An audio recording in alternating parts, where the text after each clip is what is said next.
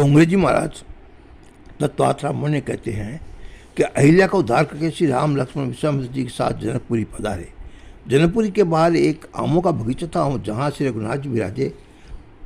जनक राजा को खबर पड़ी कि विश्वामित्र जी ऋषि पधारे हैं। वे वहाँ स्वागत करने के लिए पधारे। श्री राम लक्ष्मण के दर्शन करने से उनको अतिशय आनंद हुआ। जनक राजा ने विश्वामित्र ऋषि से पूछा, ये ऋषि कुमार है तो राजकुमार है?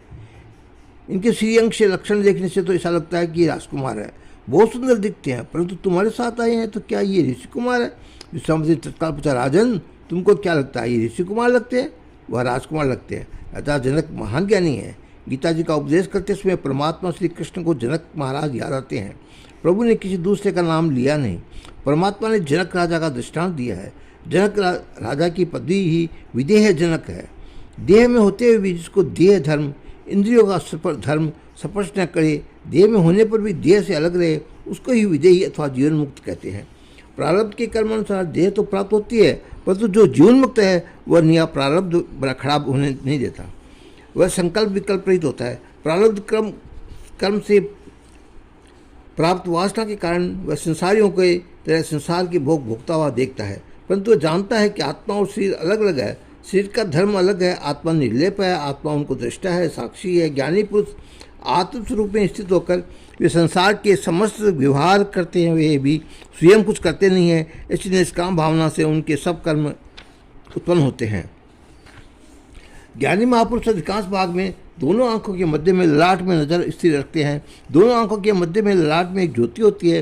तुम आंख बंद करके ललाट में नजर करोगे तो तुमको भी थोड़ा सा प्रकाश दिखेगा। ज्ञानी महापुरुष सतत अनुसंधान करते रहते हैं, मैं पुरुष नहीं हूँ, मैं स्त्री नहीं हूँ, मैं शरीर का सुख, इंद्रियों का सुख मेरा सुख नहीं है, मैं शुद्ध चेतना आत्मा हूँ, मैं प्रकाश में हूँ, सर्व को प्रकाश देने वाला वो है ब्रह्म में हूँ। जनक राजा विजय है, इसलिए विश्वामित्र ने उनसे कहा कि तुम ही परीक्षा करो कि ये कौन है। तब जनक राजा एकटक श्री राम लक्ष्मण को निहारते रहे। चरण से मुखारबिंद पर्यंत सर्वांग की सूक्ष्म रूप से देखकर जनक महाराज को विश्वास हुआ कि ये श्री राम ऋषि कुमार नहीं है, श्री राम राजकुमार नहीं, श्री राम कोई मानव है, श्री राम कोई देव नहीं, श्री राम परमात्मा है। मेरे मन आंखों का आकर्षक एक ईश्वर ही कर सकते हैं। कोई सुंदर स्त्री दिखे, कोई पुरुष दिखे, कोई जगत का कोई भी सुंदर पदार्थ दिखे, फिर भी मेरे मन में जरा भी आकर्षण होता नहीं है। मैं संसार में रहता हूँ, परंतु मैं ज्ञानी जनक हूँ, मुझको संसार के समस्त सौंदर्य का तुच्छ लगते हैं। श्री राम यदि ईश्वर नहीं है तो मेरे मन को खींच कैसे सकते हैं? नहीं। जनक राजा का महाराज का मन परमात्मा ने खींच लिया। जनक महाराज सतत ब्रह्म चिंतन करते हैं, उन्हें मन के ऊपर पूर्ण विश्वास है। दुष्यंत राजा की कथा। एक बार राजा दुष्यंत शिकार के लिए निकले। घूमते घूमते कर्ण ऋषि के आश्रम में पहुंचे। वहां कर्ण ऋषि उस समय बाहर गए हुए थे। शकुंतला ने दुष्यंत महाराज का स्वागत किया। दुष्यंत ने शकुंतला से पूछा, तुम कौन हो, किसकी कन्या हो? शकुंतला ने कहा, मैं कर्ण ऋषि की कन्या हूँ। दुष्यंत राजा ये बात मानने को तैयार नहीं हुए। उन्होंने कहा, आज तक मेरे मन में पाप नहीं आया, अपने मन पर मुझे विश्वास है, मेरा मन कुमार्ग पर कभी जाता नहीं है। ब्राह्मण की कन्या तो मेरी माँ है, आज तुमको देखकर मेरा मन चंचल हुआ है, इसलिए तुम विश्वास है कि तुम मेरी जाति की कन्या नहीं हो, क्षत्रिय कन्या हो, ब्राह्मण कन्या नहीं हो।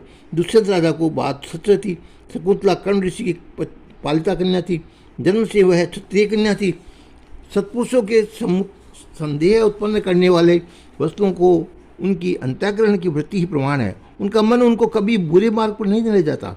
उनका अपने मन पर एक ईश्वर ही कर सकते हैं, कोई देव भी मेरे मन का आकर्षण नहीं कर सकते। मेरा मन पवित्र है, मैं संसार में रहता हूँ, परंतु मेरे मन में संसार नहीं है। संसार में रहने से पाप नहीं होता, मन में संसार को रखने से पाप होता है। ज्ञानी महापुरुष सदा सावधान रहते हैं कि बाहर संसार अंदर नहीं आए, मन में प्रवेश न कर पावे। नाव जल में रहती है, परंतु नाव में चल आ जाए तो नाव डूब जाती है। इसी प्रकार संसार मन में आ जाए तो मन को डुबो देती है। ज्ञान भक्ति में विघ्न करा देता है। संसार बाधक नहीं है, संसार के विषयों का चिंतक ही बाधक है। विषयों का चिंतन करने से संसार में आसक्ति उत्पन्न होती है, वो बाधक है। विषयों के चिंतन से ही मन का चंचल होता है। मन जीवित है, मन में रहने वाले संसार से ही मन में विषय में न रहे, संसार न रहे, मन शांत हो जाता है। संसार छोड़ सकते हैं, परंतु मन से संसार निकाल डालो। मन किसी को नहीं देना नहीं, संसार के जड़ पदार्थों को भी मन देना नहीं। मन देने लायक इस संसार में कुछ है ही नहीं। संसार में जिसकी मन दोगे वह तुमको रुलाएगा। मन देने लायक तो एक श्री राम है। मन जब मिलेगा तो परमात्मा से ही मिलेगा। चेतन मन जड़ महापदार्थों मिल सकता नहीं। मन ईश्वर में ही स्थिर होता है और इसलिए ही ज्ञानी महापुरुष मन ईश्वर को ही देते हैं। जनक राजा को मन में परमात्मा विराजे हुए थे। जनक महाराज विश्वास है कि जगत की कोई वस्तु मेरे मन को खींच सकती नहीं, परमात्मा ही मेरे मन को खींच सकते हैं। श्री राम ने मेरे मन को खींचा है, श्री राम परमात्मा है, श्री राम ईश्वर न हो तो मेरे मन को खींच सकते नहीं। वेद नित्य नित्य कहकर जिनका वर्णन करते हैं, भगवान शंकर शिव स्वरूप का नित्य ध्यान करते हैं, ये परम ब्रह्म ही यही है। आज तक निराकार ब्रह्म में ध्यान करता था, ये निराकार ब्रह्म ही निराकार श्री राम परमात्मा है। कितने ही लोग ऐसा मानते हैं कि श्री कृष्ण में 16 कला है और श्री राम जी में 2 कला कम है। कितने ही का ऐसा थोड़ा आग्रह है, परंतु इस सिद्धांत को भी श्री व्यास नारायण जी सम्मति दी नहीं। व्यास जी ने ऐसा कहा नहीं कि राम जी में 2 कलाएँ कम है। श्री कृष्ण और श्री राम एक ही है। भागवत में, रामायण में, वेदों में अनेक स्थानों पर ऐसा वर्णन है कि श्री राम परिपूर्ण परमात्मा है। रामायण में वेदों में अनेक स्थानों पर राम जी ने में 2 कलाएँ कम है, ऐसा कहना ठीक नहीं है। ऐसा बोलने वाला दुस्साहस करता है। ये सिद्धांत व्यास नारायण को मान्य नहीं है। भागवत में सुखदेव जी महाराज राजा परीक्षित से कहते हैं, सुखदेव जी महाराज कहते हैं कि कौशल देश के वासी महाभाग्यशाली थे। उनमें जिसने राम जी का स्पर्श किया, जिनके साथ बातें की, उनका अनुगमन किया, अरे जिसने राम जी की केवल मात्र दर्शन किए, ये सब उस परमात्मा परम धाम को गए जहाँ बड़े बड़े योगी जाते हैं। राजन, श्री रामचरित्र को जो शांति से श्रवण करता है वह कर्म बंधनों से मुक्त हो जाता है। ये डोंगरे जी महाराज ने तत्वार्थ रामायण में कहा। इसके बाद आगे बताऊँ। जय श्री राम।